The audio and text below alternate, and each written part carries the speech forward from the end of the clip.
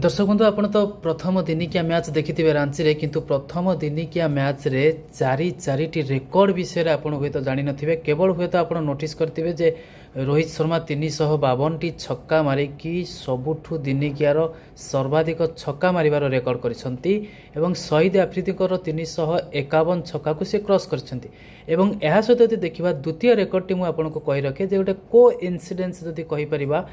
जो दुई जन सीनियर खेलाड़ी अच्छा हिटमैन रोहित शर्मा और किंग कोहली मध्य 135 रन एक दमदार शतकीय इनिंग्स खेलिबा द्वारा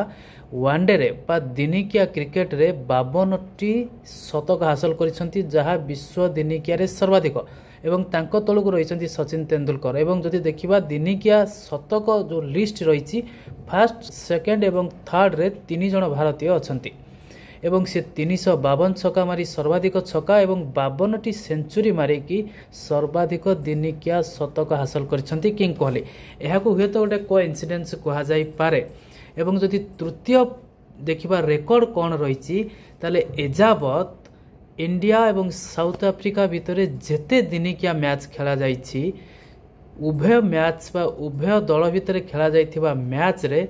आजिर मैच बा रांची दिनिकिया मैच होची सर्वाधिक स्कोर जदि उभय टीम रो स्कोर को आपण एग्रीगेट स्कोर कहिबे उभय टीम रो स्कोर होची 681 रन एहा एक मध्य रेकर्ड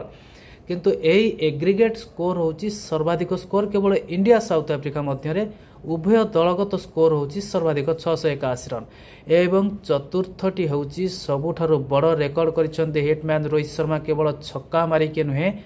बरं दिनिकिया क्रिकेट रैंकिंग रे पुणी 1 नंबर स्थान को फेरी रोहित शर्मा यही चारिटी रेकर्ड सहित रांची दिनिकिया को मात्र 17 रन रे जीति देछि टीम इंडिया।